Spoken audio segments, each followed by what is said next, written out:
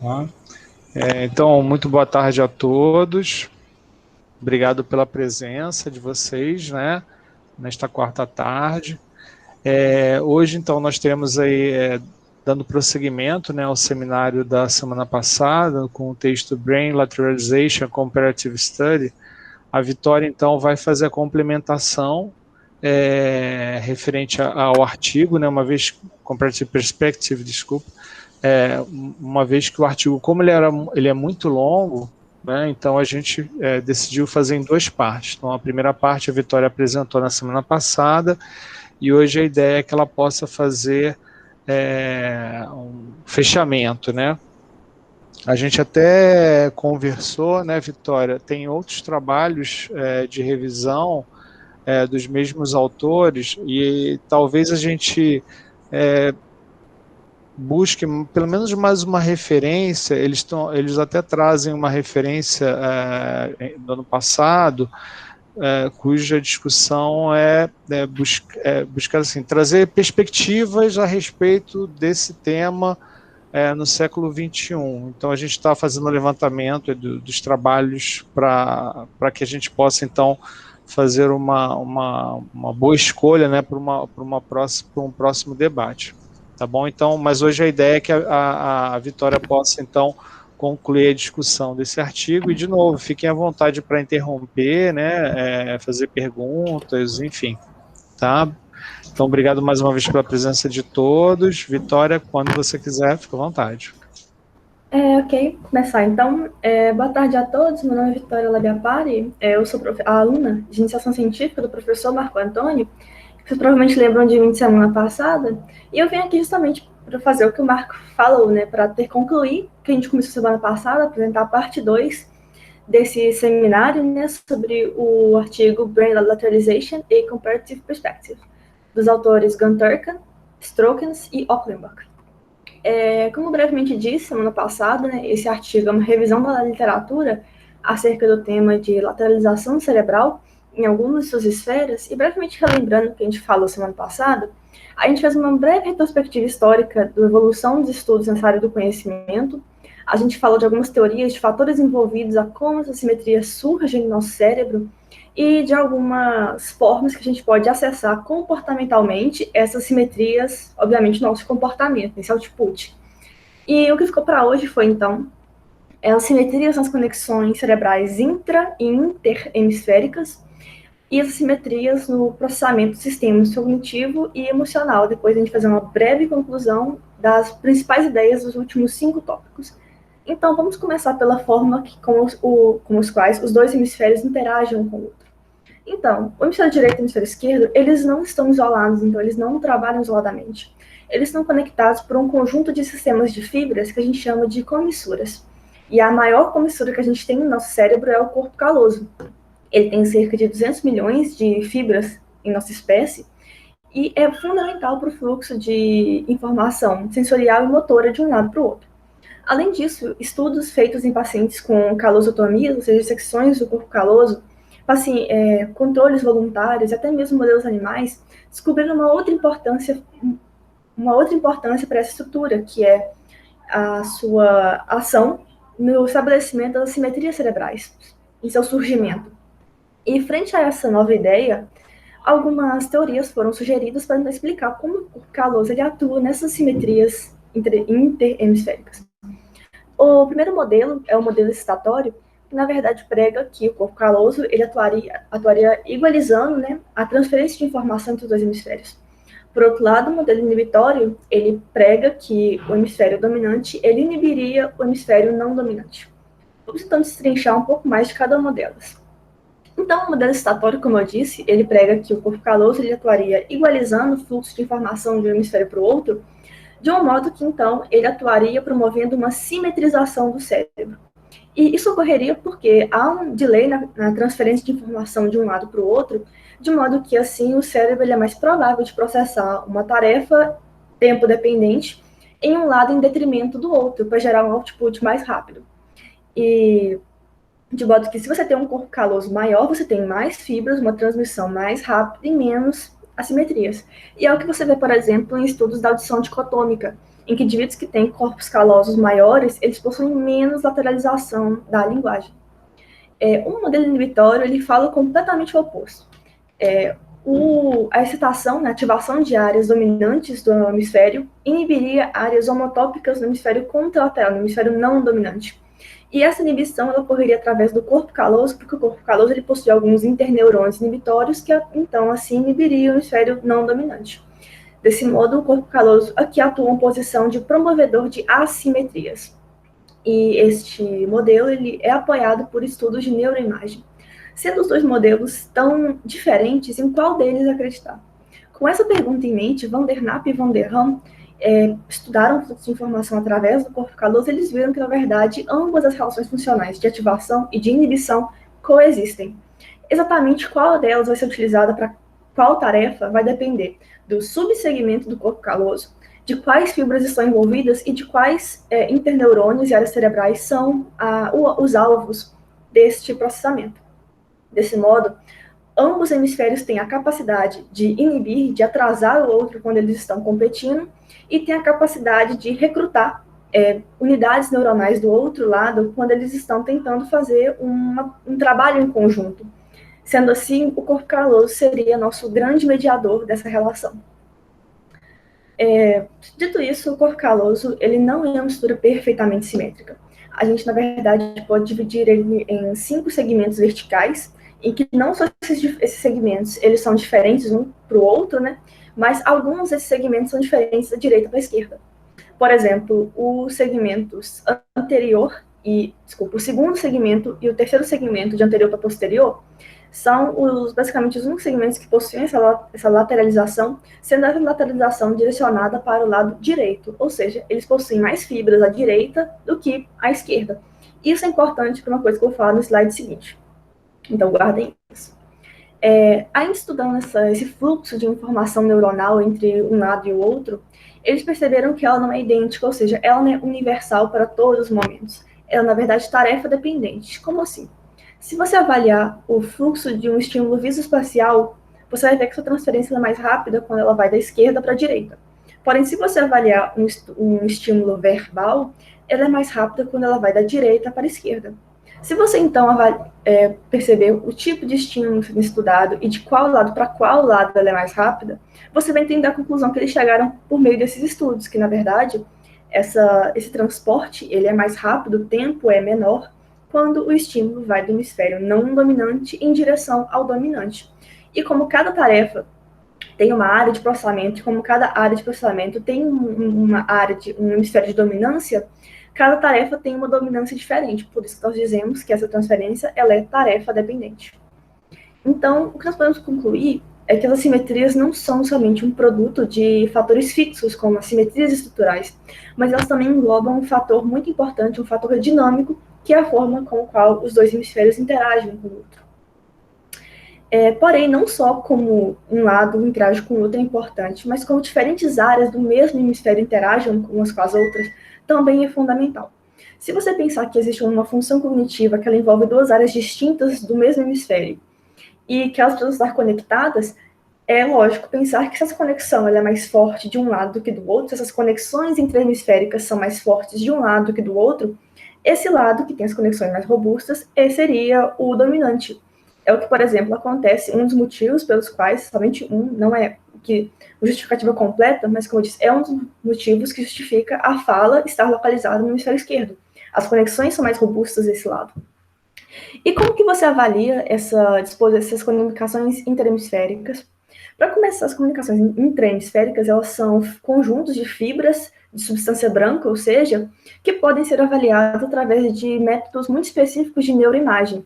Este é um método, ele chama DTI, Diffusion Tension Imaging, que além de ser um método de imagem muito bonito, ele também é muito útil para esse tipo de estudo.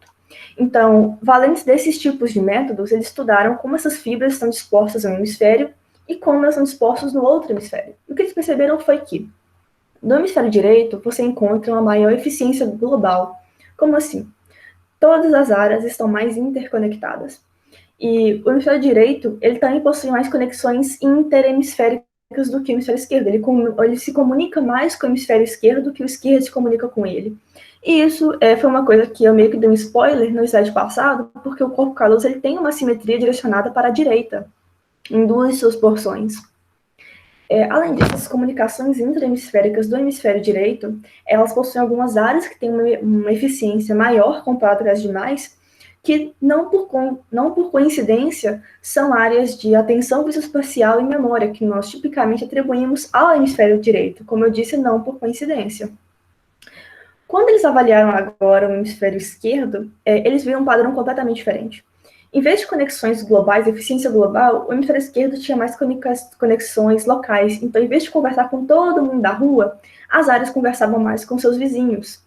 E da mesma forma que aqui você tinha áreas de maior eficiência, no hemisfério esquerdo você também tem.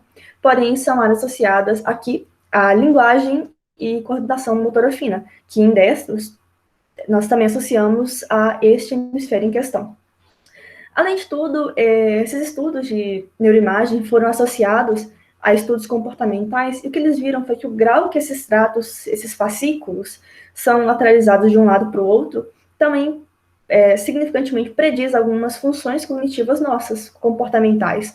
Por exemplo, o quanto nós temos uma lateralização esquerda desses tratos, o quão volumosos eles são do lado esquerdo comparado ao lado direito, prediz nossa habilidade verbal. Agora, essa mesma lateralização em direção à direita prediz nossa habilidade visoespacial. Esse slide ele serve para exemplificar, para esquematizar como alguns desses fascículos estão dispostos nos hemisférios cerebrais e algumas suas funções. Aqui em coral, laranja, rosa, se vocês acharem que essa cor nós temos o fascículo longitudinal superior, que, como podemos ver, ele comunica áreas distantes do mesmo hemisfério, então, teoricamente, nos associaríamos a uma eficiência global. E como eu disse no slide passado, essa eficiência global a gente associa ao hemisfério direito, então, a priori, a gente pensaria que esse hemisfério ele tem uma lateralização, ou seja, um volume maior na direita do que na esquerda, ele tem uma lateralização direcionada à direita. E, efetivamente, é o que ocorre. Estudos de neuroimagem corroboram essa ideia. O fascículo longitudinal superior ele tem uma lateralização direcionada para a direita. Além disso, também podemos subdividi-lo em 3 segmentos, e a sua segunda porção, a sua lateralização em direção à direita, positivamente prediz a atenção visoespacial do indivíduo. Aqui em amarelo, nós temos o fascículo arqueado, ele comunica áreas dos hemisférios frontal, dos lobos frontal, parietal, occipital e temporal, e ele é associado às assimetrias típicas da evolução da linguagem humana. Então, obviamente, ele é um trato, na maior parte dos indivíduos, lateralizado para a esquerda. E, por último, aqui em azul, o fascículo uncinado, ele comunica áreas do lobo frontal e do lobo temporal. E novos estudos associam uma lateralização desse fascículo, esse trato, à esquerda, a uma lateralização da linguagem também para a esquerda. Quanto mais lateralizado é esse fascículo, mais lateralizada é a linguagem, maior a capacidade verbal desse indivíduo. Então, esse tópico, ele serviu para nós entendermos como que essas simetrias, como as áreas do mesmo hemisfério dos outros e dos 2 hemisférios se comunicam, essa interação, como ela é importante para as simetrias que nós vemos no cérebro humano. Nós vamos começar aqui agora, então, o último tópico da discussão, que é as simetrias no processamento de estímulos emocionais e dos sistemas cognitivos. Nós vamos falar primeiro dos sistemas cognitivos, mais especificamente falaremos de linguagem e terminaremos falando de emoções. Então, sobre a linguagem, nós, seres humanos, somos basicamente a única espécie que pode usar a linguagem para se comunicar sobre qualquer coisa. A gente pode falar de como nós estamos, como nós nos sentimos, podemos falar do clima, podemos falar de coisas extremamente úteis, como política, e de coisas extremamente inúteis, como futebol. E a forma, essas áreas cerebrais associadas a como nós nos fazemos ser compreendidos e de como nós compreendemos nossos pares e as conexões dessas áreas é o que a gente chama de rede ou sistema da fala, que em 95% dos destros está localizada no hemisfério esquerdo, quase que puramente no hemisfério esquerdo. E até mesmo em canhotos, que a gente associa né, uma inversão dessa direção de lateralidade, na maior parte dos canhotos, a grande maioria também tem esse sistema localizado na esquerda, embora com uma porcentagem menor do que essa. E essa lateralização é tamanha que lesões específicas no sistema da fala, que são então localizados somente na esquerda, geram sequelas muito importantes para a vida do indivíduo, como, por exemplo, lesões na área de Broca, que é uma área do lobo frontal esquerdo, severamente afetam a capacidade do indivíduo de produzir linguagem, de falar, mas quase que não afetam a sua capacidade de compreender. Agora, lesões na área de Wernicke, que são uma área, né, do lobo temporal esquerdo, afetam severamente a capacidade do indivíduo compreender a linguagem, mas quase que não afetam a sua capacidade de produzir a fala. Então, além de vermos como que essa lateralização é importante, porque essas lesões em áreas, dessas mesmas áreas, somente do outro lado, na direita, não geram essas sequelas tão importantes. Então, podemos ver não só que é um sistema extremamente lateralizado, como podemos ver também o que falamos semana passada, que é um processo extremamente subdividido, com divisões funcionais muito intensas. Como eu disse aqui, a rede de fala envolve também as áreas associadas com nós compreendemos nossos pares. Então, ela envolve também áreas dos córtex auditivo primário e secundário, que são localizados no lobo temporal. E aqui eu trouxe novamente o exemplo do que eu disse semana passada. O hemisfério direito, ele está associado a maiores reações mais fortes quando é apresentado para o indivíduo alterações espectrais do som, de frequência, timbre, por exemplo. Já no hemisfério esquerdo, ele reage mais fortemente quando nós temos variações temporais do som. Variações temporais são aquelas associadas à sintaxe e semântica, que são características, são itens da linguagem. E então eles foram localizados na esquerda também não é coincidência, se deve a grande parte a sistema da fala também estar na esquerda. E eu disse isso muito brevemente semana passada, então talvez vocês não lembrem, mas esse sistema da fala, essa lateralização, é provavelmente algum traço que nós herdamos de um mamífero que veio muito antes da gente. Porque a gente pode encontrar coisas muito parecidas em primatas, tanto nós quanto eles possuímos uma franca lateralização do hemisfério esquerdo para a produção de fala e compreensão também. Aqui em azul, eu trouxe simplesmente por uma questão de curiosidade, porque eu achei extremamente interessante, que as assimetrias na região da área de Wernicke são das maiores assimetrias estruturais que nós podemos ver no cérebro humano, porque a área de Wernicke, propriamente dita, e sua região homotópica contralateral podem ter uma diferença de tamanho de até 10 vezes, o que é uma diferença muito gritante, extremamente significativa, que, como eu disse várias vezes, não pode ser associada puramente à coincidência. E da mesma forma que, semana passada, nós vimos como algumas modalidades sensoriais e cognitivas podem ser acessadas através de testes comportamentais, o mesmo pode ser feito com a fala. Aqui nós temos nosso familiar teste de audição dicotômica, né? Em que você vai administrar para o indivíduo simultaneamente diferentes sílabas, uma para cada orelha. E você vai pedir para o indivíduo falar qual a sílaba que ele ouviu melhor. A resposta mais típica e clássica, e que você vai encontrar na grande maioria desses testes, é uma dominância, uma vantagem da orelha direita.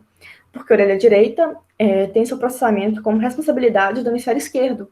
E como a sílaba faz parte da linguagem que está localizada também no hemisfério esquerdo, é um dos motivos pelos quais essa dominância da orelha direita se estabelece. Além disso, esse sistema da fala também se comunica com outras modalidades, por exemplo, a visão. Esse aqui é um exemplo de um teste do hemicampo visual, em que é muito simples. Você apresenta para o indivíduo, em um hemicampo visual apenas, um estímulo visual, obviamente, e você pede para ele nomear esse estímulo e você cronometra o tempo. Depois você vai repetir o mesmo teste, porém com outro estímulo no outro hemicampo visual. Ao final, você vai comparar os tempos de nomeação dos dois hemicampos. E da mesma forma que o teste de adição dicotômica também tem uma resposta clássica, o teste de hemicampo visual também tem. Aqui não são falando de vídeos destros, obviamente, porque como eu falei, essa separação de um lado para o outro, ela é mais intensa na fala. Estímulos apresentados no hemicampo visual direito são mais rapidamente nomeados do que estímulos localizados no hemicampo visual esquerdo. E por que isso ocorre? Porque tanto a fala quanto o processamento desse estímulo visual, ambos estão localizados no hemisfério esquerdo. Isso gera um output mais rápido. E Agora pode parecer um pouco do nada, mas a gente vai falar um pouquinho de aves, mais especificamente de aves da ordem dos passeriformes, os famosos passarinhos, em que eles desenvolveram um sistema de comunicação muito similar à fala humana, à nossa linguagem. E por quê? Porque é composta de pequenos elementos que podem ser combinados para formar sequências complexas se esses pássaros seguirem regras sintáticas bem rígidas. Eles aprendem tanto esses elementos quanto essas regras através de imitação de seus tutores. A gente chama desses pássaros professores tutores, pássaros tutores, né, o nome que eles recebem. E esse sistema de comunicação, ele também apresenta algumas formas de lateralização. Aqui agora eu vou apresentar alguns resultados de alguns estudos realizados com um desses passarinhos, né, mais especificamente o zebra finch, em que, quando esses pássaros são apresentados a canções de seus tutores, eles apresentam uma intensa ativação do hemisfério esquerdo, e quase que só ele. Porém, quando eles escutam canções de passarinhos que eles nunca viram na vida, essa lateralização não ocorre, eles têm uma resposta bilateral quase que simétrica.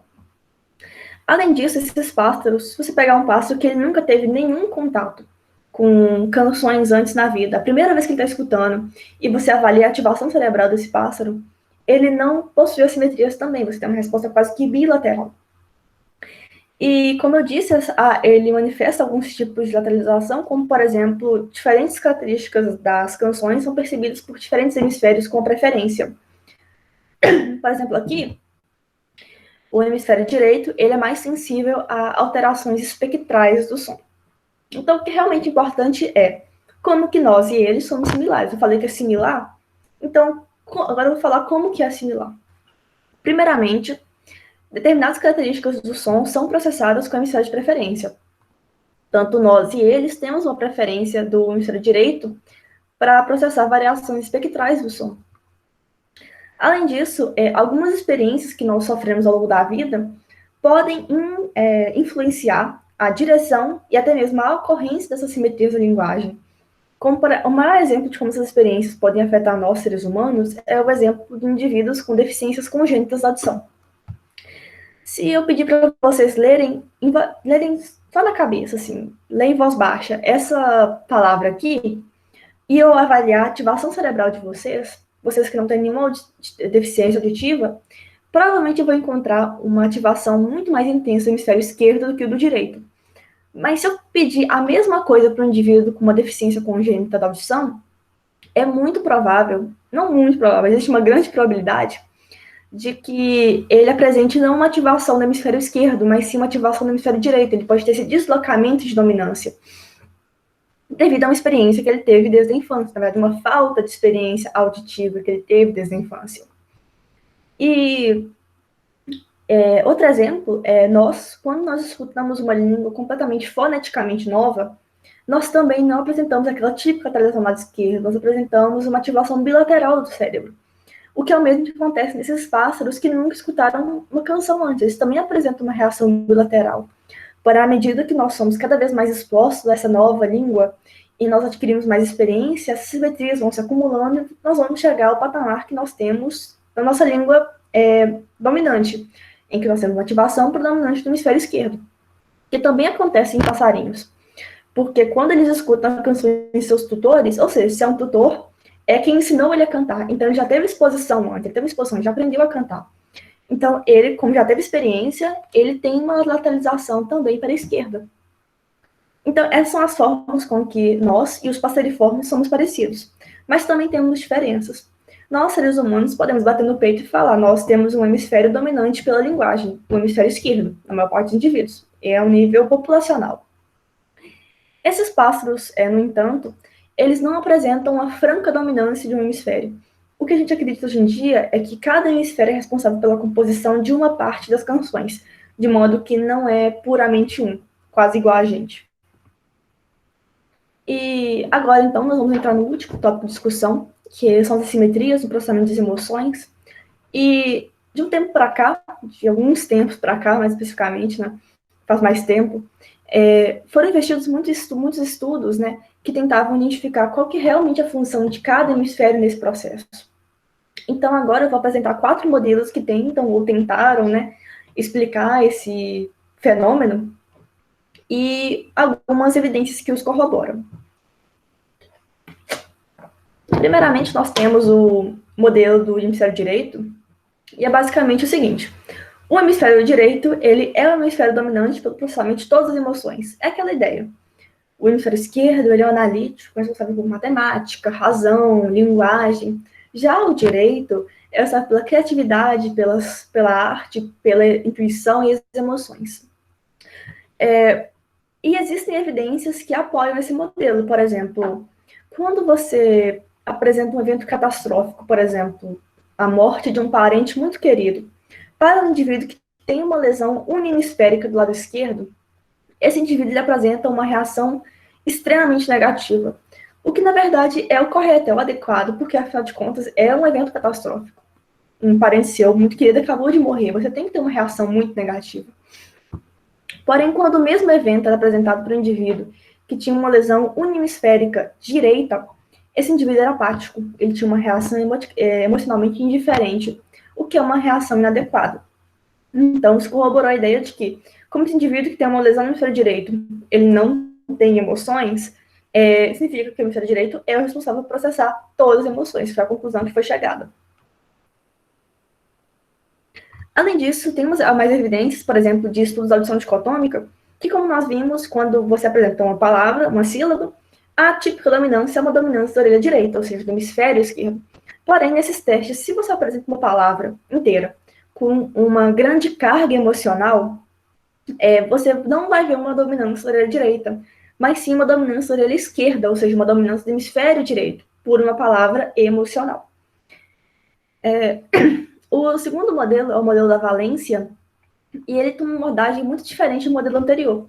Ele, na verdade, diz que ambos os hemisférios têm uma parte nesse processamento das emoções, e que esse direcionamento, ele depende da carga emocional, da carga de positividade ou negatividade dessas emoções, sendo o hemisfério esquerdo responsável por processar emoções positivas e o direito por processar emoções negativas. Algumas evidências que corroboram esse modelo é de ressonância magnética funcional e PET scan, em que durante o processamento de emoções, a amígdala esquerda estava mais ativa do que a amígdala direita. Essa evidência serviu mais para descredibilizar um pouquinho, né, por assim dizer, o modelo anterior.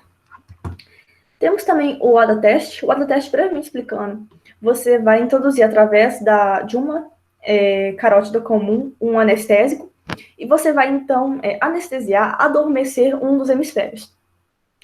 Então, na teoria, toda reação que você evocar desse indivíduo, teoricamente, pode ser associada ao hemisfério contralateral, já que ele é o único ativo. E o que eles viram, então, foi que quando eles anestesiavam o hemisfério direito e o hemisfério esquerdo tomavam o controle das emoções, esses pacientes tinham estados muito eufóricos, muito positivos. Porém, quando eles anestesiavam o hemisfério direito e anestesiavam o hemisfério esquerdo e o direito tomava controle, esses pacientes tinham estados catastróficos, ou seja, muito negativos. Porém, a evidência mais robusta deste modelo são de estudos de eletroencefalograma. No eletroencefalograma, você encontra vários tipos de ondas, e uma delas são as ondas alfa, e elas representam inatividade. Como assim? Se você está avaliando um processamento de uma tarefa, e você encontrar em qual área que está mais ativa naquele processamento, e você, numa área, encontra essas ondas alfa, significa que o que você está procurando não está ali, porque aquela onda significa inatividade. E o que eles perceberam foi justamente isso. Quando eles avaliavam emoções positivas, encontrava-se ondas alfa no hemisfério direito. Já quando se avaliava emoções negativas, essas ondas alfa estavam presentes no hemisfério esquerdo. Porém, os estudos de neuroimagem, eles não são tão generosos com esse modelo. Eles não defendem essa divisão tão brusca, né, de negativo e positivo, cada um para um lado. Eles defendem que cada emoção tem uma região específica, e cada região específica tem uma dominância específica. E aqui nós temos os últimos 2 modelos, que eles estão juntos por um motivo de que eles chegam às mesmas conclusões comportamentais, porém através de métodos e estratégias diferentes, de induções diferentes. O terceiro modelo, então, é o modelo da direção motivacional, também chamado de modelo da aproximação e do afastamento, em que o hemisfério esquerdo será associado a processamento de emoções que geram comportamentos de aproximação, já o hemisfério direito seria associado a processamento de emoções que geram comportamentos de afastamento. Você pode, então, me perguntar, ué, mas não é igual da valência? Porque, para mim, emoções negativas, que são processadas no hemisfério direito, gerariam afastamento, tipo medo, e emoções positivas, que estariam localizadas no hemisfério esquerdo também, como, por exemplo, o amor, gerariam emoções, comportamentos de aproximação. E, realmente, a maior parte dos exemplos bate com os dois, entra em concordância com os dois modelos. Porém, existem sim exceções, e existe uma exceção muito importante, que é a raiva. A raiva é uma emoção negativa, sem sombra de dúvida, ou seja, ele estaria localizado no hemisfério direito pelo modelo da valência. Porém, como podemos ver nessa imagem, ela é negativa, porém ela gera brigas, então ela gera aproximação, que então faria ser localizado no hemisfério esquerdo. E estudos de eletroencefalograma realmente corroboram esse modelo, porque indivíduos durante o processo de raiva apresentam maior ativação do hemisfério esquerdo. E o último modelo é o modelo do sistema de inibição comportamental e o modelo de... é o modelo do sistema de inibição comportamental e o modelo do sistema de ativação comportamental, o BIS e o BAS, em que o hemisfério esquerdo seria associado a emoções que geram ativação comportamental e o hemisfério direito seria responsável por emoções que geram inibição comportamental. Os estudos de EEG também corroboram essa hipótese, porque indivíduos que têm maior ativação, esse sistema de ativação comportamental mais sensível, eles apresentam também maior atividade do córtex frontal esquerdo. Então, maior ativação, maior esquerdo, né? Então, tá em linha. E o que nós podemos concluir, então, depois desses 4 modelos? É que, na verdade, todos eles têm pelo menos uma evidência que os apoia, mas também tem pelo menos uma evidência que os contradiz. Desse modo, em vez de no futuro procurar estudos para excluir um desses modelos ou eleger um deles como correto, deveria se focar como cada hemisfério pode contribuir para cada emoção para então formar esse quebra-cabeça. Além disso, foi-se levantada a questão, né, de que nenhum dos modelos anteriores leva em questão um importante fator de nosso comportamento, que é esse controle executivo inibitório que o córtex pré-frontal exerce sobre nossas ações.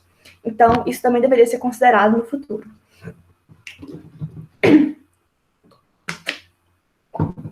Chegamos, então, aqui ao final. E o que nós aprendemos ao longo dessas 2 semanas de apresentação foi que muitos dogmas e muita desinformação atrapalharam o desenvolvimento de teorias mais robustas de assimetria cerebral. Porém, esse empecilho ele acabou quando Paul Broca publicou seus estudos acerca da divisão funcional e da lateralidade da linguagem. Muitos modelos animais foram utilizados na tentativa de reconstruir as interações complexas entre fatores genéticos, epigenéticos, ambientais e hormonais na formação e no modelamento do cérebro humano e de suas assimetrias funcionais e anatômicas. E aqui nós vamos dar menções honrosas o modelo do zebrafish para fatores genéticos e o modelo dos passarinhos para controle de canções. Aprendemos também que, além do substrato fixo para as simetrias, né, estático, que são as simetrias anatômicas, nós também temos fatores dinâmicos, que são extremamente importantes para esse surgimento dessas simetrias, essas lateralizações cerebrais, que são as comissuras e os fascículos, né, as inter e as intrahemisféricas. Nós não aprendemos isso, pois já sabíamos, somos somente relembrados de que a fala humana é uma função cognitiva extremamente lateralizada, porém o que nós aprendemos de fato foi que é um sistema muito parecido ao sistema encontrado em pássaros. E, por último, sobre as emoções, percebemos que várias hipóteses tentam explicar qual que é realmente a função de cada hemisfério nesse processamento, porém ainda não há um consenso acerca de qual é realmente a contribuição que cada um pode oferecer nesse quesito. Chegamos ao fim.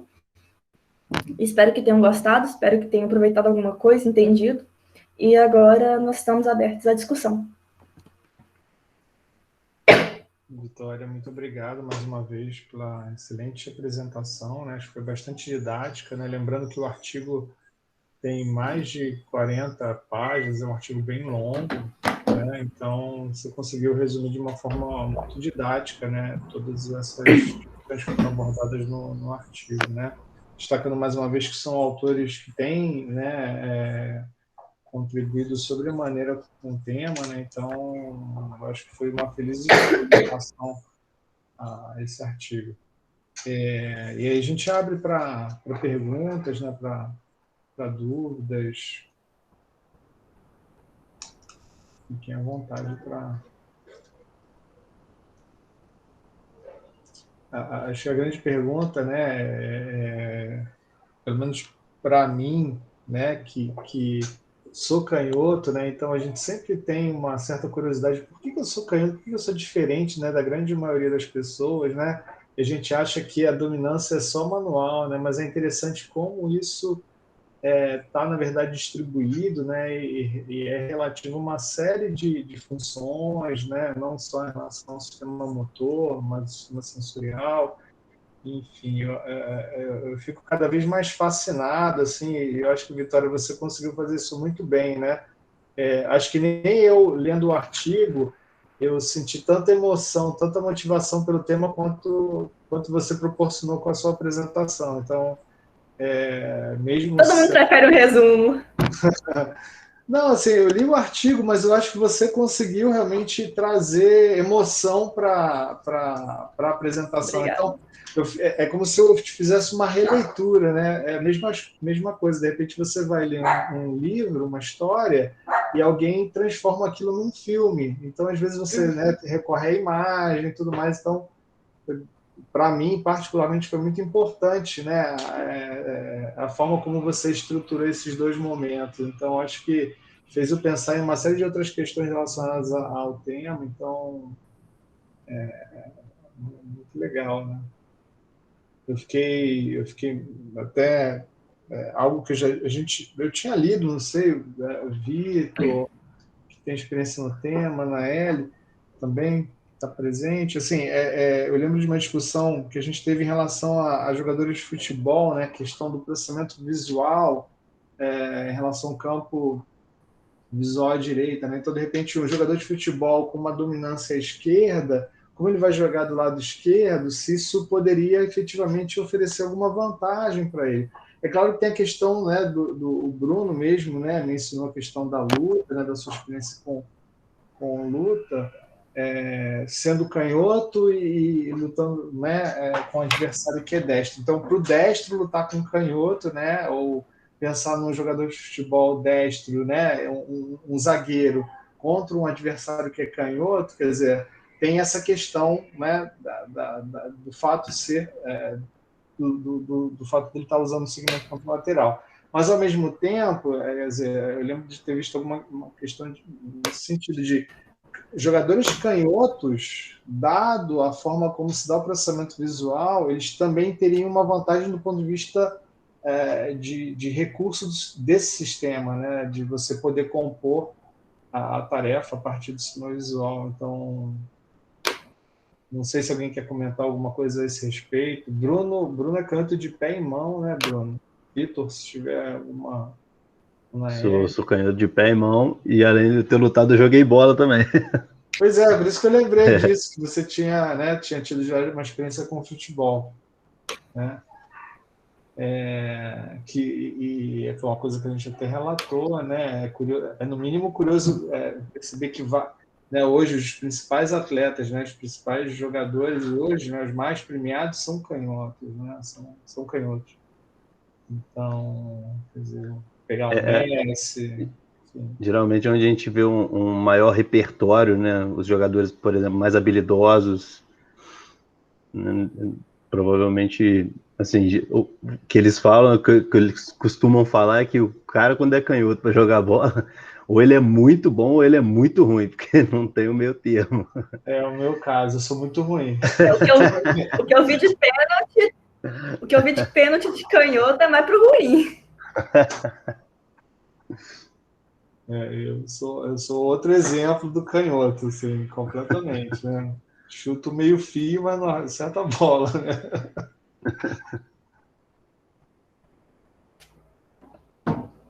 Mas é um tema que eu acho bastante interessante. É a integração mesmo, né? Mas fique à vontade, pessoal. Renata. Boa tarde, pessoal. Minha internet está horrível. Essa tempestade aqui foi bem difícil. Não sei nem se vocês estão me ouvindo. Estamos ouvindo.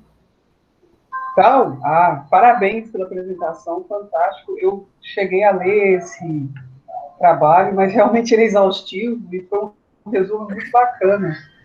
Obrigada. Você fala bem rápido, bem dinâmico. Fui tentando pegar o que você estava falando, mas fantástico. Eu achei muito interessante quando eu estava lendo a questão dos pássaros, né? Eu falei, gente, fantástico isso em relação ao canto, né? E como que esse canto, em relação à linguagem dos pássaros. Achei também muito interessante a questão da emoção. Eu fico pensando nas pessoas que têm algum tipo de lesão cerebral, né? O AVC, assim, como é que essa emoção interfere, se você tem alguma experiência nisso, né? Se a pessoa tem uma lesão do lado direito, que ele é mais negativo, essa questão do afastamento, ou se tem uma lesão do lado positivo, essa questão... Se você tem alguma experiência com isso, ou se alguém aqui tem uma experiência com isso. Experiência eu não tenho, mas o que eu sei é bem superficial, de só ler alguns resumos de alguns artigos, quando tá procurar alguns artigos mais específicos. E então, se alguém souber, pode pronunciar também, mas o que eu vi é que algumas lesões realmente apresentam algumas consequências. Por exemplo, alguns pacientes eles têm ocorrência de apatia, né? Mais apatia do que outros. Mas o que eu sei acabou aqui. Então, se alguém realmente souber mais, tipo, vocês te responderia melhor. Renata, eu não sei se a Naeli teve a mesma experiência que eu, não lembro da paciente que a Naeli teve a oportunidade de acompanhar num treinamento que a gente fez em São Paulo, usando estimulação elétrica e estimulação magnética transcraniana. Mas, na ocasião, eu tive a oportunidade de acompanhar uma paciente que ela tinha um quadro de fibromialgia, né, adicionado de depressão. E a gente fez uso não de estimulação elétrica, mas de estimulação magnética transcraniana em córtex pré-frontal dorsolateral esquerdo. E, bom, a gente fez um intensivo com ela, né, de alguns dias, 5 dias. E aí aplicávamos algumas escalas, tinha um psicólogo, né, que dava suporte à equipe, enfim. E assim, segundo a avaliação, a princípio, essa pessoa havia, quer dizer, ela tinha apresentado uma melhora no quadro, embora seja um tempo muito curto, né? E essa tem uma questão que a gente sempre discute, né? Que essas técnicas elas são feitas assim de forma bastante intensiva. Então você vai, fica 5, 10 dias fazendo aplicações diárias, né, de estimulação, associada a algumas tarefas também, podem ser motores, cognitivos, enfim. E na ocasião, essa paciente, ela, a princípio, pelo menos ao final do 5º dia, ela reportou uma melhora. Mas eu fiquei pensando exatamente nisso, né? Um pouco até do que tem um professor da Federal da ABC, o Alexandre Ocano, que ele vem se debruçando exatamente no uso dessas técnicas na performance motora, principalmente, né? Então, é um tema que tem chamado a atenção, né? A ideia do neurodoping. E eu fiquei também, né, com a apresentação da Vitória, assim, pensando, né, o que você pode produzir artificialmente em termos de resultado, né? Fiquei imaginando, será que eu, por exemplo, se eu quiser aprender um novo idioma, né, e aí fizer uso da eletroestimulação, será que a eletroestimulação na área certa pode permitir com que eu aprenda aí em 24 horas? Eu quero isso também. Essa curso que eu tô, essa curso que eles oferecem, assim, aprenda em 3 dias? Exatamente. Anaeli, fica à vontade. Boa tarde, pessoal. Eu acho que uma coisa interessante de mencionar nesse aspecto com relação à questão da Renata, Marquinhos, sobre as emoções, é que, na verdade, durante muitos anos e até nos dias atuais, os aspectos emocionais eles são negligenciados, especialmente em indivíduos que apresentam notadamente déficit motor clássico, né? Por exemplo, são os pacientes pós-stroke. E eu não me lembro de relato, embora a gente trabalhe com emoção há muitos anos, eu não me lembro de relato de paciente de um estudo que tenha considerado e que tenha feito isso de maneira sistemática. Em um dos nossos artigos foi questionado alguma coisa de aplicação clínica, e eu me lembro que a gente, com stroke, foi um grupo de pacientes que a gente fez uma busca há um tempo atrás também, eu não sei se tem alguma coisa recente. Então, assim, se existe, eu desconheço. Esse é um ponto. O outro ponto que eu acho que é interessante notar, me corrija aí, Vitória, se eu estiver errada com relação a sua abordagem com relação à classificação dessas teorias das emoções, é importante que as pessoas tenham em mente que essas teorias são teorias, como o próprio nome diz, né? E que existe muita controvérsia com relação ao que de fato predomina ou não. Uma das teorias que mais predomina, assim, que é de relato de paciente, que também não me lembro de evidência sistemática, mas que é uma coisa assim, é um dogma na literatura de emoção, é que existe uma prevalência, uma prioridade em termos de processamento do hemisfério direito para os componentes emocionais, que seria a primeira teoria que a Vitória falou.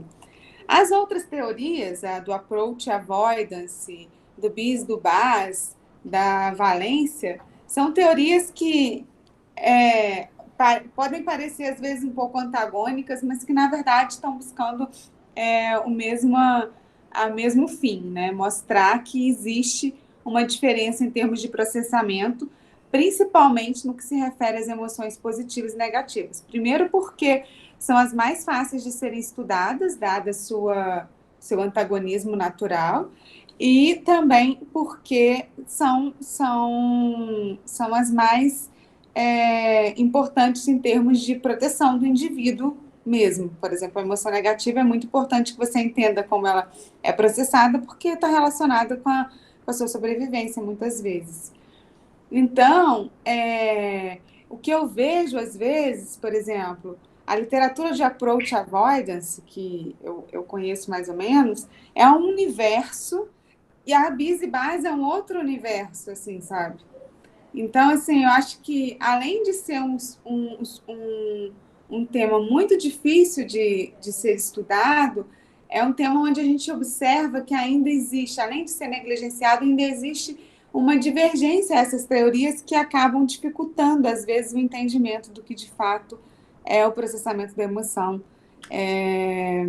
que é o que a gente se interessa em saber, entendeu?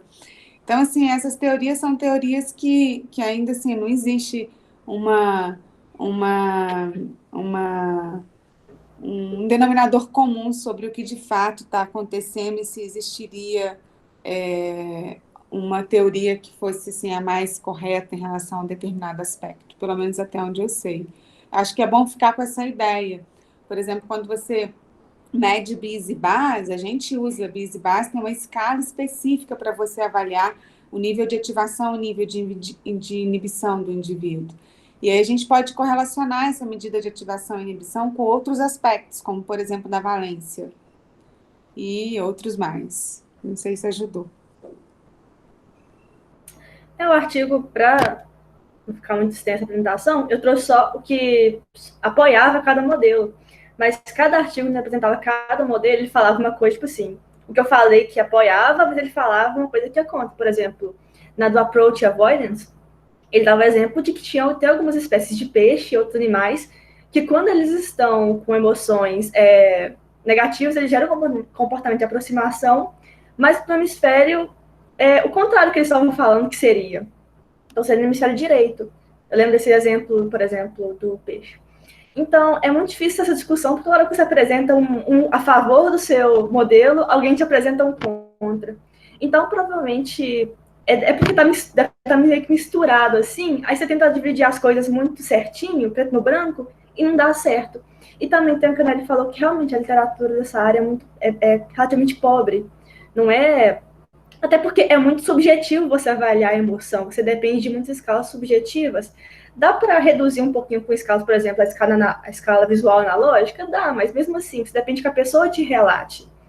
Depende de vários fatores. Então, é muito mais fácil você avaliar, por exemplo, fatores cognitivos e motores depois de um evento de AVC, que nem a Nelly falou, porque você tem critérios muito bem estabelecidos, tipo performance, etc., do que realmente emoção. Então, é um tema negligenciado nesse quesito. E relativamente novo também, porque até pouco tempo atrás, as simetrias eram restritas à linguagem, a linguagem, né, fala, escuta, e motora. Era mão, ouvido e boca, só isso, praticamente. As novas áreas estão surgindo recentemente.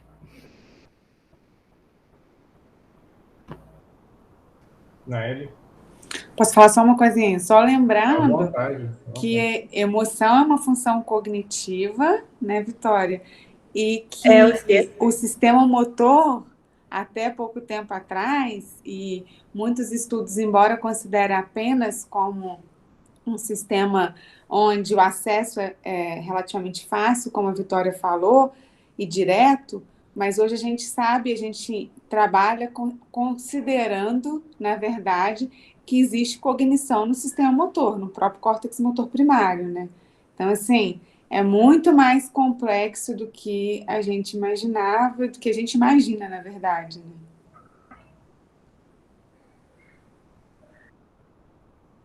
Anaeli, é interessante esse seu comentário, porque assim, acho que eu cada vez mais fico convencido que se a gente tem alguma informação relativa à questão do conteúdo emocional, às vezes de uma determinada tarefa, eu acho que a gente consegue talvez interpretar melhor o desempenho motor, né, o desempenho sensório motor do sujeito. Então, eu fiquei lembrando muito do trabalho da Tatiana, né, quando ela trabalhou com aquele banco de imagens, né, com conteúdo emocional, que eram a Tatiana Azevedo é uma colega nossa lá do Rio de Janeiro, né, ela fez o mestrado lá no Instituto de Biofísica e ela avaliava, aí me corrija, Anaeli, se eu estiver errado, ela avaliava a manutenção do controle postural, né, da pessoa numa plataforma de força. Desculpem o ruído. Desculpa. E aí ela avaliava o controle postural, avaliava a frequência cardíaca com um banco de dados com imagens que tinham conteúdo negativo, positivo e neutro. Correto, né? Não sei se tinha mais alguma medida. Acho que não, né? E aí, comenta você, que acho que você vai estar tem mais detalhes. É só isso. A Tatiana avaliou, a partir da estabilometria, a modulação sobre o equilíbrio postural mediante a observação passiva de estímulos agradáveis e desagradáveis. E, além disso, ela tinha uma medida autonômica, que era a medida a partir do eletrocardiograma, né, ela viu basicamente a frequência cardíaca. E ela observou que o principal resultado da Tatiana, o trabalho da Tatiana é muito citado, é um dos trabalhos mais citados, se vocês procurarem, vocês vão ver que é um dos trabalhos mais citados, assim, então um índice de citação assim, absurdo, porque ela foi a primeira pessoa que mostrou o comportamento em humanos que remeteria ao freezing, que foi observado pela redução da área de oscilação corporal e pelo aumento da frequência cardíaca durante a observação de figuras desagradáveis. No caso do trabalho da Tatiana, ela usou um tipo específico de figura, que era a figura de corpos mutilados, que tem um alto impacto emocional. Mas isso já foi demonstrado pela FACNET, que é o trabalho da Lívia, né, Marquinhos, que vem seguido por outros tipos de figuras, e vários autores demonstraram já para outros tipos de estímulos, até mesmo para sons aversivos. Então, assim, é importante notar que existe uma modulação sobre uma resposta motora muito, muito fina, de um aspecto que está diretamente associado, independente do que o indivíduo julga, igual a Vitória falou, realmente é muito difícil você avaliar o aspecto emocional, principalmente quando se trata de emoções sociais e emoções terciárias. Emoções primárias são mais fáceis, mas mesmo assim é muito difícil de avaliar a emoção. Por isso que a gente usa uma gama grande de escalas, e essas escalas, na maior parte das vezes, são associadas com medidas fisiológicas, para que possa referir alguma coisa. Mas isso que o Marquinhos falou é muito importante, porque, assim, é muito fina a modulação. Eu me lembro de um trabalho de cinemática, que eles observaram velocidade e trajetória de um movimento manual, e que a velocidade do movimento mudava e a trajetória também, a curvatura do movimento mudava consideravelmente, e a única diferença que existia na população era o traço afetivo daquela população.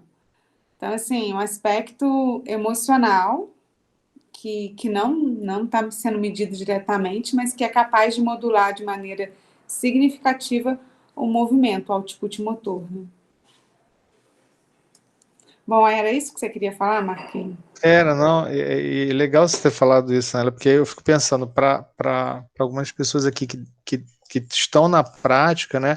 Como trazer isso para a prática mesmo, para a prática clínica, né? Temos aqui professores de educação física também, quer dizer, como isso pode reverberar na próprio atendimento, né? Ao paciente, ao cliente, enfim, né? Pensando também no atleta, no alto nível e tudo mais, né? É difícil medir mesmo, né? A gente ter parâmetros, porque é tão subjetivo, né? Você poder ter esse... Embora seja difícil medir, eu nunca fiz nenhuma medida na clínica, né? Meus trabalhos são de ciência básica. Eu não tenho dúvida que isso vai fazer uma diferença absurda na prática clínica, porque está diretamente associado com o indivíduo, né? E assim, a gente observa relatos de pessoas, né? Não dá para a gente usar como referência porque é relato de uma pessoa ou de duas pessoas. A gente nunca fez nada de maneira sistemática. Mas, sem dúvida alguma, isso deve, se vocês agora, vocês que estão envolvidos com a prática clínica, com a prática esportiva, se vocês começarem a observar, ou se vocês já observaram isso, vocês, sem dúvida alguma, vão ver que o traço emocional do indivíduo e que o âmbito ali, se você consegue modular a parte emocional, sem dúvida alguma vai mudar muito a parte motora. Eu não tenho dúvida disso. Bruno? Professores, na verdade agora é uma pergunta, né? Vocês estão falando aí da parte emocional e tudo. Vocês conhecem alguma referência falando assim, tendo alguma medida comparando canhotos e destros em termos de depressão?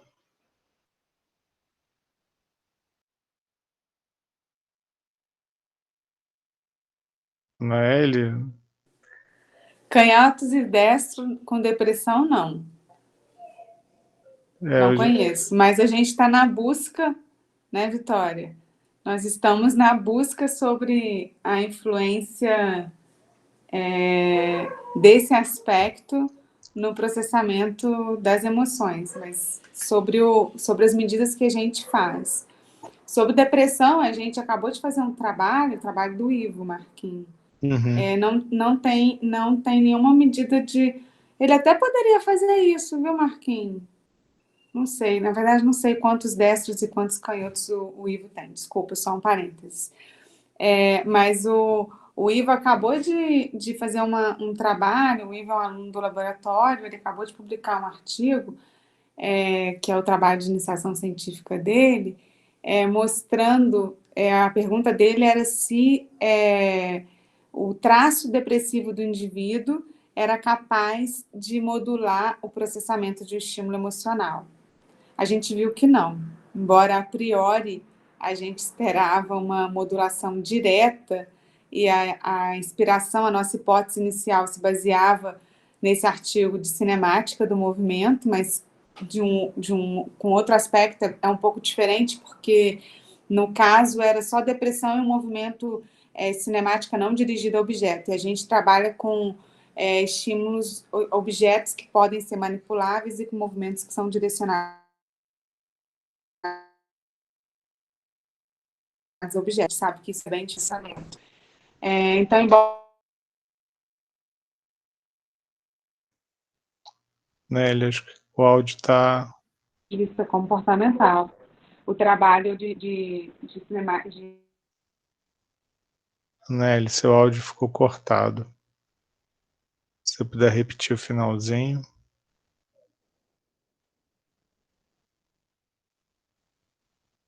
Parece que teve um problema no áudio da professora Anaeli. Bruno, quanto a Anaeli não retorna, o que eu já vi, não sei se o Vitor, mais alguém, Diogo, o que eu já vi, assim, alguns trabalhos sugerindo que pessoas com dominância à direita, né, no caso, que eles teriam maior risco de apresentar esquizofrenia, quadros de esquizofrenia. Voltou, Anaeli. Teve... Pode concluir. Você está sem o áudio agora, peraí. Eu não sei, desculpa, caiu a minha internet. Eu não sei o que ficou claro, só para dizer que eu não sei se tem efeito com lateralidade mesmo, e que a gente não observou efeito, pelo menos do ponto de vista comportamental, de depressão sobre o processamento de estímulos emocionais. Não sei se ficou claro. Ficou claro, Marquinhos? Não me perdi até onde eu tinha ido com você, só para não ficar repetindo. Se não ficar claro, você pode perguntar. Não, tranquilo. Vitor, se quiser comentar, você colocou no texto, mas se quiser comentar, Vitor. Eu tô ficando mais quietinho, porque eu tô gostando da discussão, tô aprendendo também um pouquinho. Na verdade, essa parte de emoção, mesmo relacionada à lateralidade, não é a minha praia, né? Como eu comentei para vocês, trabalho com o aspecto mais de assimetria de desempenho e formação da preferência. Mas em relação aos aspectos de emoção, coloquei ali, o professor Cássio, um colega meu lá da USP, ele trabalha com estrutura de prática e traço de personalidade. Então, ele avalia quais os melhores métodos relacionados a uma teoria que é chamada de interferência contextual, em função da personalidade do aprendiz. Eu não lembro se ele foi feliz em encontrar resultados assim favoráveis, né, à caracterização das personalidades que ele se propôs, tá? Mas eu lembro que há algum tempo atrás ele já havia iniciado essa linha de pesquisa. Tá? Se quiser, eu posso fazer alguns comentários também, anotei alguns pontos, mas eu não sei se de repente vai mudar a tônica da emoção que vocês estão discutindo em relação à assimetria dessa especialização cerebral, ou se eu de repente posso mudar a tônica aqui para ir para um aspecto mais motor, para chamar atenção para alguns pontos. Fica à vontade, claro. Então, muito legal, né, mais uma vez, parabéns, Vitória, pela apresentação, reforça a fala do Marco lá no início, é legal a gente ver a apresentação, ler o artigo é uma coisa, né, mas quando alguém transmite a informação, coloca, interpreta, é um novo aprendizado, é muito bacana, tá? E parabéns para você, se não me engano, na quarta-feira passada o Marco colocou que você é um aluno de iniciação científica, é raro a gente ver alunos assim com essa qualidade, apresentando trabalhos assim de uma temática tão pesada, né, um artigo bem extenso. Queria eu ter alunos de iniciação científica assim, acho que eu vou mudar para UFO aí, vou tentar puxar uns alunos para cá, hein? Ô, Vitor, brincadeiras à parte, eu só preciso fazer um destaque, que na verdade, assim, ela é aluna de iniciação científica da professora Anaeli, e aí, né, com a minha vinda para cá, a Anaeli me deu a oportunidade de compartilhar ela comigo, então, né, foi um presente que eu ganhei também, viu? A Anaeli foi muito generosa comigo. Parabéns, Vitória, e parabéns, Naeli, tá? Não conheci a Naeli, é prazer. Vitor, prazer, também não te conheço. Na verdade, esse é um privilégio nosso. Os nossos alunos são sensacionais, pelo menos até o momento. Que bom, muito bom. Vamos fazer alguns intercâmbios, hein, gente? Bom, deixa eu comentar alguns pontos. Quando quando a Vitória comentou do estudo dos pássaros, em 2011, se não me falha a memória, eu fui conhecer um laboratório, não sei se você já ouviu falar da professora Feirora, que ela trabalha com controle postural, também trabalha com parkinsonianos. Uma colega minha que fazia doutorado também sob orientação do Luiz Teixeira, que foi meu orientador, ela fez doutorado sanduíche sob a supervisão dela, e lá a gente teve a oportunidade, eu fiz uma viagem com o Luiz lá para Portland, em Oregon, lá onde a FEI trabalha, e a gente teve a possibilidade de conhecer o laboratório dela e conhecer também as outras instalações e laboratórios, né? Então a gente conheceu também do Peterka, que é um dos biomecânicos mais importantes que nós temos, vivos, ainda que também trabalha com essa parte de controle postural, e por um acaso tinha um brasileiro, eu não consigo me recordar o sobrenome dele, eu lembro só do nome João, que trabalhava também com modelos de pássaros. Inclusive o laboratório dele era uma salinha assim, 2x2, que era só, bem dizer, o viveiro, onde ele cuidava com os pássaros, ele conduzia estudos muito parecidos com esses citados no artigo, relacionado ao canto. Só que lá, obviamente, não era uma questão de assimetria, ele trabalhava com...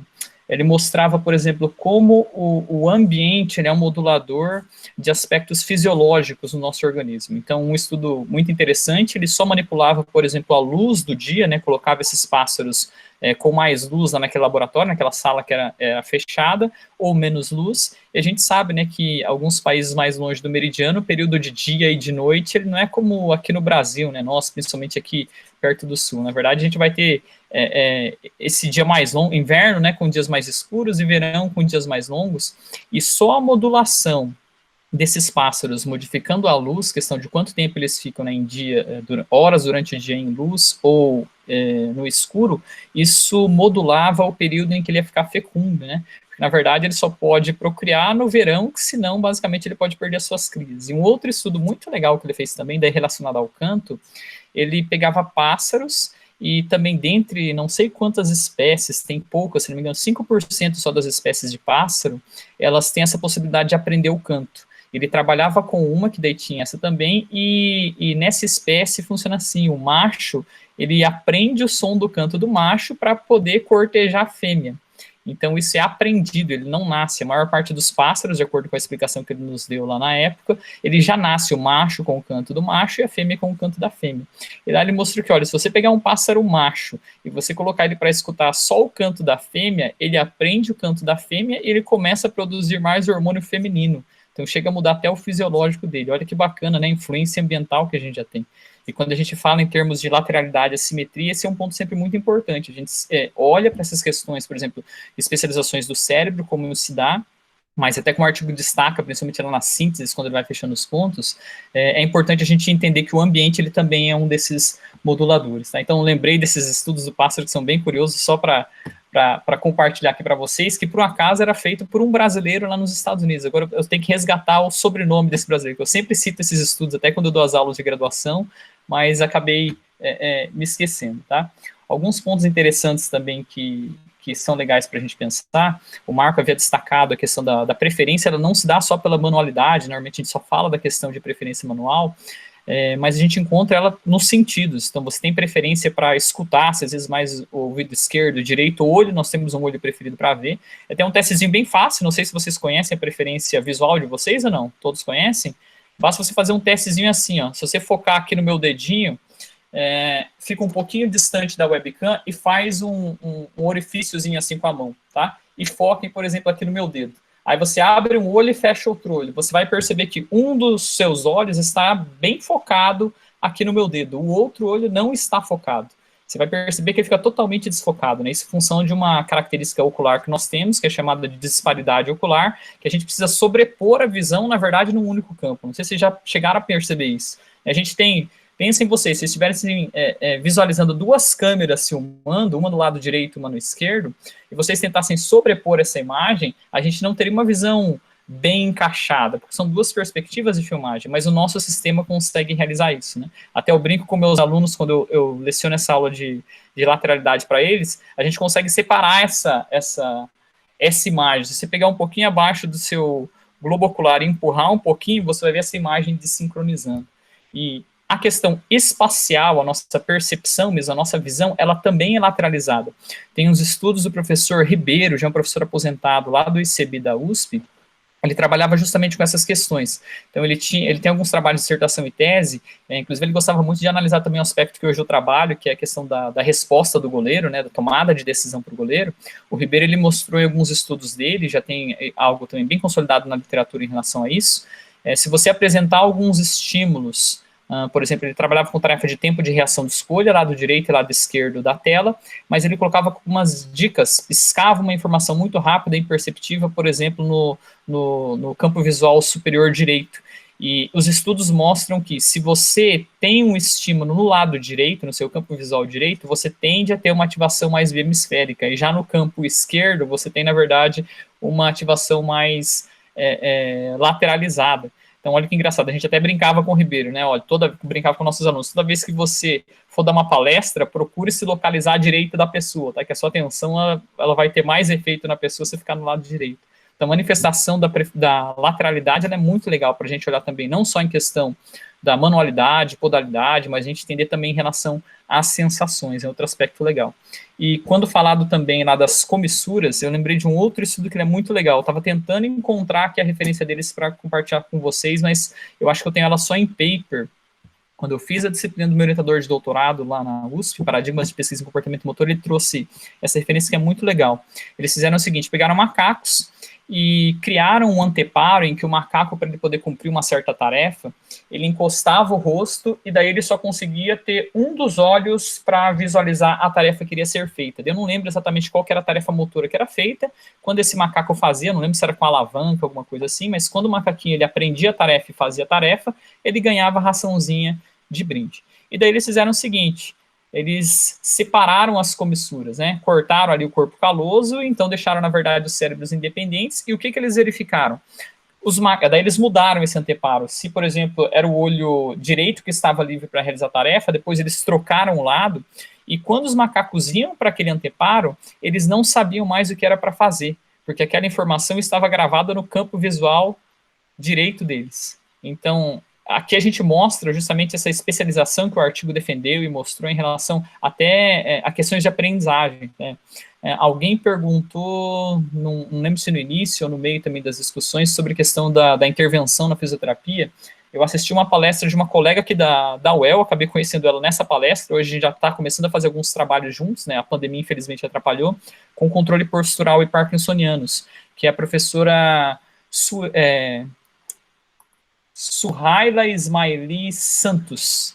A professora Suhaila, ela deu uma palestra muito legal para a gente, e ela trabalha diretamente com o pessoal aqui na fisioterapia, ela é fisioterapeuta, aqui no HU, e ela comentou diversos casos específicos quando tem algum tipo de lesão cerebral, e associando com essas áreas, inclusive alguns aspectos da emoção, ela também foi comentando nessa palestra dela. Ela fez uma palestra de abertura num curso de especialização em neurociências que nós temos aqui na UEL. Eu trabalho com a parte motora, e ela foi uma das convidadas para falar com a gente. Então, essa associação a gente percebe, e quando a gente olha, né, especificamente, não só para esses modelos que nós temos hoje experimentais, né, mas quando a gente olha para a questão de lesão, é muito fácil da gente verificar essa especialização cerebral também. E nisso, dentro da área motora, que é o específico que eu trabalho aqui, como eu comentei com vocês, tem alguns aspectos que são legais, tem uma teoria também que defende essa dominância hemisférica, voltada para a questão do controle motor, que é do professor Seinberg. O Seinberg, ele tem uma teoria que ele vai falar, inclusive lá o Marco estava comentando do trabalho lá sobre alcance, para realizar também plataforma de força, alguma coisa assim. O Seinberg, ele trabalha muito com tarefas de alcance, então tarefas manuais, e uma tarefa bem simples. Na verdade, é só você ir em direção a um alvo, ele manipula um pouquinho a direção desses alvos, você faz com o lado direito, lado esquerdo, ele cria uma condição assim para tentar eliminar efeito de atrito, para ser o mais natural possível, né, se é que isso efetivamente é tão possível assim, e ele criou um modelo muito legal de controle motor para explicar também essa especialização, que ele fala que, olha, um dos lados vai ter um controle mais impedante, que você, na verdade, precisa de mais feedback para conseguir alcançar a tarefa, e o outro lado, na verdade, você tem uma maior precisão, que você tem um melhor controle dinâmico. E essa é uma teoria assim, que está ganhando bastante peso, o Seinberg tem conseguido bastante sustentação, e nós brincamos um pouquinho com ela nos 2 últimos anos. Até saiu, não lembro se no final do ano passado, no começo desse ano, 2 artigos. Um na Developmental Neuropsychology, que a gente testou esse modelo do Steinberg, que o Steinberg tem uma limitação, tudo que ele fez foi com adultos. Aí sempre que eu vejo algum estudo que é feito só com adulto, a gente sabe que tem um efeito do ambiente, né? Eu não acreditava na teoria do Steinberg. Eu falava para meus alunos, a gente vai derrubar essa teoria, vamos fazer isso para mostrar o contrário, né? E o meu orientador de doutorado, Luiz Teixeira, não, ele é defensor da teoria do Steinberg, tem vários estudos também dando suporte. Eu falei, olha, acho que isso é um efeito, na verdade, combinado, genético e ambiental. E daí o que a gente fez? A gente tentamos reproduzir a tarefa do Steinberg de apontamento, só que a gente pegou crianças, a gente pegou uma sequência assim, de faixa etária para tentar analisar, porque daí assim, se isso acontece ao longo do tempo com a mesma característica, isso não se modifica para acentuar essas características, então a gente tem um indicador que não é só um efeito ambiental, mas que na verdade pode ter um indicador mesmo de especialização, de dominância, algo de cunho mais genético. E por um acaso o nosso estudo deu suporte para o Steinberg, tá? Para eu ficar, né, de língua queimada ali, na verdade, acabamos dando suporte para o Steinberg. Aí a gente fez um outro estudo na mesma dissertação de mestrado, do Alexandre Marcori, um orientando meu. A gente testou com tarefas podais, porque o Steinberg tinha mais para tarefas manuais, ele não tinha nada para tarefas podais. E daí a gente criou daí um aparato, criamos um delineamento para isso também, uma tarefa específica para isso, e mais uma vez a gente deu suporte para o Steinberg, né? Então, assim, é uma área que ela é muito legal, tá? Como vocês viram, né, o artigo ele sai lá do aspecto motor, sai para a parte das estruturas, vai também para a questão das emoções. Ele é um campo muito amplo de estudo e acho que, na medida em que a gente vai estudando, vai se apaixonando, vai gostando mais, vão vindo mais lacunas. A pergunta mesmo do Bruno, relacionando a questão da depressão, olha, na hora que ele falou, é possível que tenha aspectos relacionados ali também, né? Não sei, a gente pode ver, tá? Então, há muita coisa ainda a ser descoberta, muita coisa a ser estudada, que é o legal daquilo que a gente tem de ciência, tá? Então, só quis trazer essas pequenas considerações só para fazer algumas analogias com o que a Vitória apresentou para a gente. Oi, Vitor, obrigado aí pela contribuição. Assim, eu fico muito contente, né, que todos vocês estejam conseguindo vir às nossas reuniões, acho que está sendo um aprendizado para todos nós, né? Aqueles que têm experiência mais prática, aqueles que têm experiência com pesquisa, ciência básica, né? A professora Anaele, você que tem também transitado, né, em questões aplicadas, básicas, os nossos colegas aqui que têm uma experiência profissional, então para a gente está sendo muito importante essa troca de informações. Aí, o aprendizado é para todos, né? E aquilo que eu havia comentado, eu acho que a gente começa a ter uma leitura ainda mais cuidadosa no sentido de quando que a gente vai pensar na realização de uma tarefa, né? Se a tarefa é unilateral, ela é bilateral, né? Quer dizer, enfim, se é podal, o quanto que ela vai recorrer ao sistema de controle postural, enfim, tem uma série de informações aí relacionadas, né? Eu acho que hoje também a questão da emoção, né? Conforme a Vitória trouxe, a Anneli também trouxe aí uma série de contribuições, enfim. Eu começo a ver, porque acho que o pessoal brincava até um pouco, né, Anneli? Eu lembro do Tiagão, né? Como é que era? Eram trabalhos emocionantes, né? Que ele fazia. Tiago, que você até conheceu, Vitor, Tiago Lemos, lá do Rio de Janeiro. Eu lembro que o Thiago brincava um pouco com a gente, né? No laboratório tinha o grupo os emocionantes, né? Os projetos emocionantes, né? Então, estou fazendo uma pesquisa emocionante aí e tal, porque, né, havia uma preocupação com esse aspecto, né? Com os aspectos relacionados à emoção. E é legal porque eu vejo o quão importante é isso, né? Algo que a gente normalmente acaba, né? Eu, pelo menos, né, deixava, assim, não conseguiria imaginar o quão importante isso seria. Eu acho que, né, a gente tem tido a oportunidade de discutir, com a Anaele mais particularmente, né, ele já tem bastante tempo que se debruça sobre essa temática, e aí juntando isso com a questão da lateralização, eu estou vendo que isso assim, é extraordinário, é um tema muito bonito, né, de você poder estudar, e aí você adicionando isso do ponto de vista da ciência básica aplicada. Então, eu a cada reunião, a cada encontro, eu fico cada vez mais motivado com esse tema, né, de uma forma geral. Não só pensando do ponto de vista mecânico, mas de que forma isso está integrado com outras questões também, né. Muito legal. Alguém quer fazer algum outro comentário? Diogão?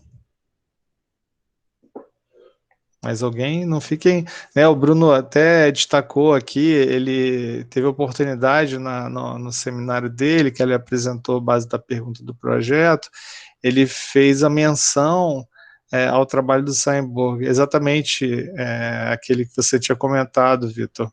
Exatamente. O Bruno tinha comentado. E teve alguns alunos alguns colegas que estão aqui, profissionais, alunos que estão aqui, tiveram a oportunidade de assistir a apresentação de um aluno do Thiago Lemos, naquele Y-teste, eu não sei se eu mencionei na última reunião, tem um Y-teste, né, e aí ele assim, o resultado, ele que faz em base unipodal também, então você faz a tarefa, né, de alcance, não sei se você conhece, Vitor, Ana Elias conhece o teste, não? Na verdade, assim, o Y-teste, você faz uma projeção de um dos pés à frente, então você vê o quanto que você alcança à frente, é um deslocamento anterior e lateral. Aí você vai lateral, no caso, posterolateral, à direita e à esquerda. Exatamente, você vê o limite de base. E aí ele fez com a plataforma de força, foi interessante, porque os resultados que eles observaram, a princípio, né, eles conseguindo discriminar destros e canhotos, isso foi um ponto interessante, que parece que os destros, a excursão do centro de pressão, ela é bem diferente entre o lado dominante e o lado não dominante. E os canhotos, embora a amostra dele não seja muito grande, mas assim, parece ter uma certa simetria, né? Então, em parte, quer dizer, pelo menos com relação aos destros, eles também estão trabalhando na discussão, usando como base, a questão da ambidestria, né? São mais ambidestros.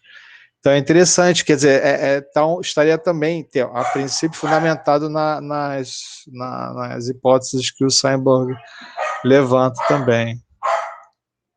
Pois mas eu achei muito curioso, esse resultado que ele observou, que eles observaram, né, com esses sujeitos.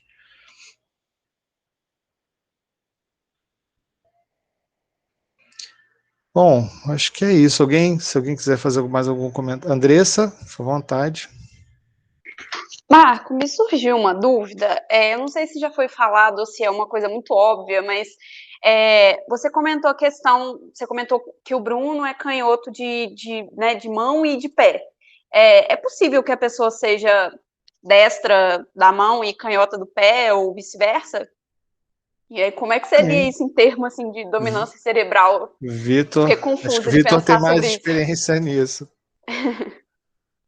Preferência cruzada. Quer comentar, Vitor? Isso acontece sim, tá? Normal. Teoricamente, quando a gente pensa no cérebro, a gente vai ter o canhoto e o destro. Então, tem alguma função que um hemisfério ele vai ser dominante em relação ao outro. Só que daí o que acontece? Acho que até comentei um pouquinho na semana passada das minhas filhas aqui, né? Então, eu tenho 2 canhotas. Só que a minha filha do meio, que também é canhota, ela tem uma preferência cruzada. Para a mão, membros superiores é tudo esquerda. Agora, para membros inferiores é tudo direita. Então, pode acontecer situações que a gente chama de canhoto verdadeiro, canhoto falso. Então, minha filha do meio, teoricamente, ela é uma canhota verdadeira, mas ela teve uma influência ambiental que, por um acaso, fez com que ela começasse a utilizar membro inferior mais para o lado direito. E tem a questão de você ser um falso destro também. Eu tinha um aluno, ele inclusive é atleta de atletismo, assim, de nível universitário, tudo. Disputa aquele, como é que tu chama? O Troféu Brasil, né? Que o pessoal faz as seletivas para o profissional, tudo. Ele é sobrinho do técnico da Malremage. Ele, é engraçado, que a gente ia brincar, né, nos momentos que a gente tinha de grupo de pesquisa, assim, de lazer, ia jogar bola, alguma coisa assim, e eu percebi que tudo ele fazia pro lado esquerdo, né, ele se considera destro, inclusive tudo que ele fazia é para a direita, só que a prova específica de salto dele, que é o salto triplo, ele fazia num padrão de canhoto, e ele mesmo nunca tinha percebido. Eu falei para ele, Túlio, mas espera aí, você percebeu que você está indo sempre para tal lado que você está fazendo? Daí você não falou que era destro? Eu sou professor de não, acho que você é canhoto. Então, ele é um caso, por exemplo, de um falso destro, entendeu? Possivelmente aquela pessoa que era canhota, lá na escola, alguém pegou o lápis, não, você vai escrever com essa mão, não, chuta com esse pé, faz alguma coisa assim, então você modula. A gente tem alguns estudos com o Luiz Teixeira que a gente mostra que é possível você mudar a preferência lateral da pessoa. Então, essa manifestação ela vai acontecer nas diversas partes do nosso corpo, até para mastigar, você mastiga mais um lado do que do outro, se a preferência para colocar o fone de ouvido mais um lado do que do outro, para ver, como eu brinquei agora, mostrando a visão focal. Então, até eu deixo lá no meu site, no meu ResearchGate, o inventário que a gente trabalha de preferência lateral, que é esse PLAG que eu comentei na semana passada. Ele faz esse diagnóstico fácil. Você pega, preenche esse inventário e você vai saber qual que é a sua preferência para membro superior, membro inferior, tronco, para visão e para audição. Tá? Então, a gente tem essa preferência sim. Mas, teoricamente, quando a gente pensa no cérebro, o cérebro é o cérebro do canhoto e o cérebro do destro. Teoricamente, seriam versões antagônicas um do outro, né? Tendo um hemisfério dominante sobre o outro, mas eles seriam espelhados, essa seria a lógica. Mas aí tem essas situações que o ambiente modula e cria essas preferências cruzadas. Não sei se respondi, Andressa. Não, com certeza. Me surgiu uma outra questão enquanto você falava. Você citou o inventário e citou também a questão do falso destro. Esses inventários, eles possibilitam você distinguir o falso destro do destro verdadeiro por meio do inventário? Quando você tem a preferência cruzada, já é um indicador de que essa pessoa não é 100% destro nem 100% canhota. Daí vai a questão para você tentar identificar se efetivamente ela seria canhota ou destra. Normalmente, a manualidade, a preferência para membros superiores, ela é mais marcante, a lateralização dela.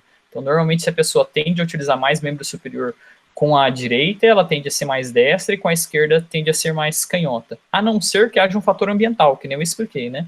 Às vezes não. Era comum há muito tempo atrás, se alguma criança começasse a escrever com a esquerda, a professora ia lá, pegava o lápis e tentava ficar sempre trocando para a pessoa aprender a escrever com a direita. Então, talvez nesse período, se você olhar para membro inferior, as preferências de membro inferior elas seriam mais fidedignas para você tentar identificar um falso canhoto, entendeu? Mas hoje já não, né? Acho que hoje a gente não tem tanto o professor forçando esse tipo de alteração. Então, o que acontece às vezes é o contrário, tá? A manualidade é o melhor indicador para a gente identificar. Mas o inventário em si, não. O inventário ele só vai te dizer naquele momento qual é a sua preferência para essas 5 dimensões que nós temos, tá? Aproveitando esse comentário do Vitor, que acho que é uma questão até importante, né, Vitor, de se avaliar na clínica mesmo, né, você ter essas informações, independentemente, acho que do paciente, né. O Vitor está compartilhando aqui no chat, né, o IPLAG, que é uma forma de se avaliar a dominância. Assim, eu acho que é uma medida que, pelo menos, eu acho que é muito pouco, assim, tomada, né, na clínica. Eu não vejo as pessoas, pelo menos, comentando. Diogo, para quem tem experiência na clínica aqui, se já fez isso antes, não sei. Eu imagino que Vitória, pelo menos como futura médica, aí acho que vai olhar com mais carinho para isso, né, Vitória? Muito pouco discutido, Marquinhos, no nosso processo de tratamento, de construção de plano de tratamento, enfim, eu não sei, em situações muito extremas de você tentar entender o que você precisa recuperar de função para aquele paciente, enfim. Mas, pelo menos para mim, é uma coisa muito nova e está sendo bastante rico. É legal. Legal, gente. Então, alguém tem mais algum comentário ou alguma pergunta? Não?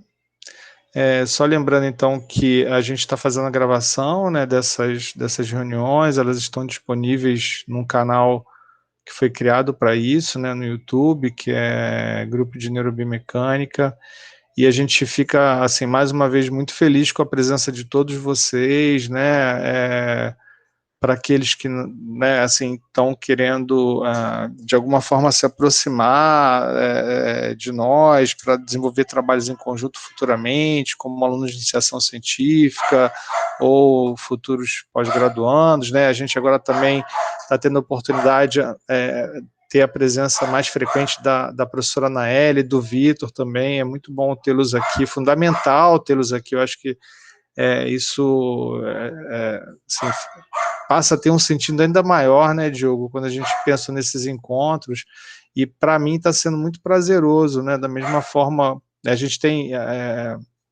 eu acho que eu estou num período bastante feliz, né? Todos os encontros que eu tenho feito, mesmo virtualmente, né? A gente lamenta não estar podendo encontrar as pessoas, né, pessoalmente, mas todos os encontros que a gente tem podido organizar, a professora Anaeli, junto com o professor Rubem, eu, né, agora que eu estou migrando para o departamento de fisiologia, a gente também tem feito reuniões, tem sido excelente, assim, essas atividades que a gente está fazendo aqui também, assim, então eu tô aprendendo muito, né, com esses encontros, para mim está sendo muito importante, e a gente fica muito feliz de vocês poderem estar frequentando, participando, né, fiquem à vontade sempre que possível, né, façam perguntas, interrompam, a dinâmica é exatamente essa, tá, e a gente vai estar organizando, então, definindo a temática para a próxima semana, e aí a gente vai estar divulgando até o final dessa semana para vocês,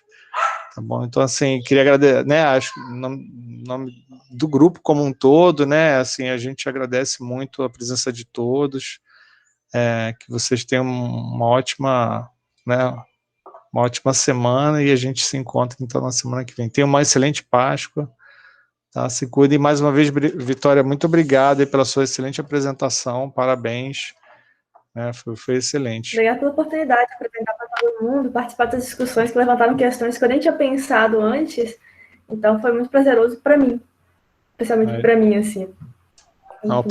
Para todos nós, Vitória, com certeza, viu? Obrigado mesmo. Para todo mundo, muito obrigado mais uma vez pela presença, Rafael, Bruno, Jéssica, Rayane, Andressa, né, os professores Anaeli e Vitor, né, obrigado aí pela presença de todos, Rafael, Ana Carolina, tá? Um grande abraço a todos, então, uma ótima Páscoa, se cuidem, comam bastante chocolate, foi bom para emoção, né, Anaeli?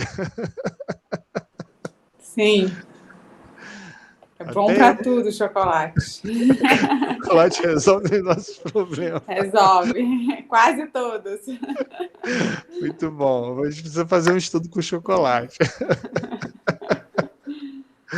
Me convida. Pode deixar. Pode deixar. Pessoal, boa tarde para vocês, ótimo final de semana, ótima Páscoa para vocês, tá? Vocês também. Bom feriado para todo mundo, um beijo para todo mundo, se cuidem, tchau, tchau.